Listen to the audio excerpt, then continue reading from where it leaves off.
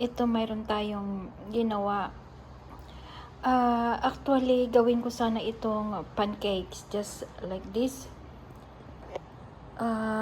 Pero nahirapan ako guys kung papaano. Ayan, gumawa tayo ng band. Yes, ito with onions and carrots. Pancake sana ito guys, kaso lang nahirapan ako kung paano gawin. Testing na ako ng isa. Ang sarap. Pero it's so hard to make it. Ayan, kaya i-bake na lang natin ito. So, ito lagyan natin ng a little bit on the top. Ayan. Lagyan natin. Para mayroon naman tayong chia seed. Ayan.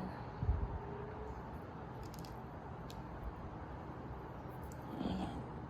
Isa, ready na. Ito yung iba, lumalaki. Hindi pantay-pantay yung sizes natin. Pero next time, gagawa tayo ulit ng video nito. Ayan. So, this one is a trial only. Ayan, kung ano yung kalabasan ng ating ginawa for today. So, ayan.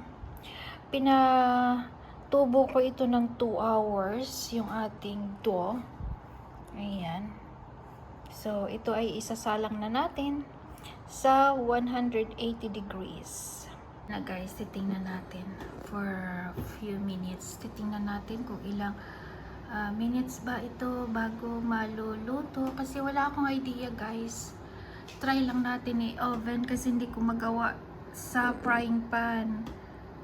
Masusunog, madali siya masunog, and then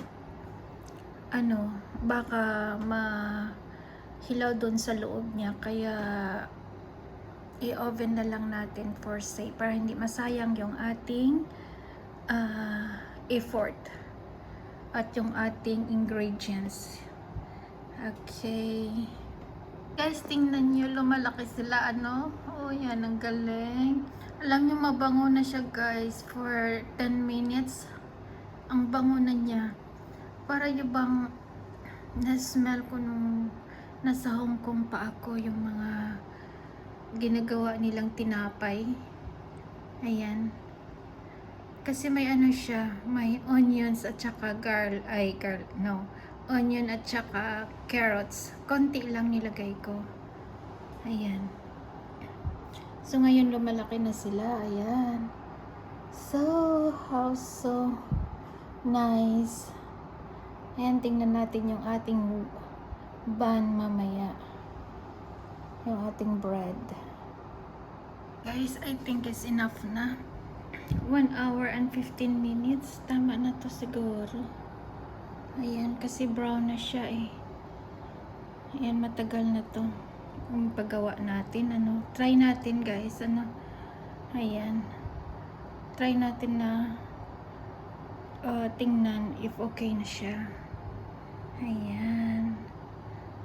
Okay. Ayan guys, ito na yung ating buns. Ayan. So,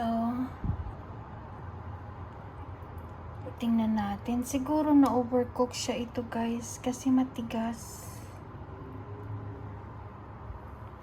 Ayan. So, we will see.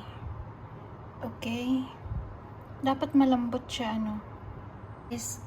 alam mo, ang ganda niya. Siguro yung time natin na over. So, we'll see. Yan. 'Di ba? Pero hindi rin na yung ating failure, yung ating tinapay, malambot siya sa malambot, sobrang lambot niya kasi very lambot yung ating dough. Ayan, tumubo kasi ng masyado yung ating dough, kaya okay lang. Ang pag lang natin is na overcook. Guys, hindi naman masama yung ating ginawa today. Ayan. Masarap naman guys, masarap. Kaso lang, na overcook. Maybe 45 minutes is enough. 45 minutes. Siguro malambot siya. Kasi naging crispy siya sa taas eh. Pero sa loob niya is malambot. So, ayan guys. Naging productive tayo today. Ayan. Sa ating tinapay.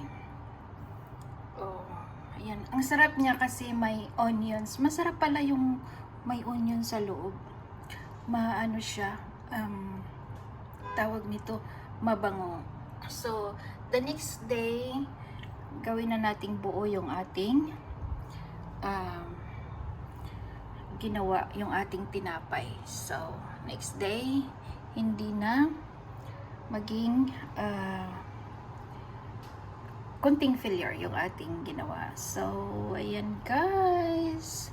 Sa hindi pa nakapag-subscribe ng ating channel, Donna Rosa Vlog. So, ito yung ating video for today.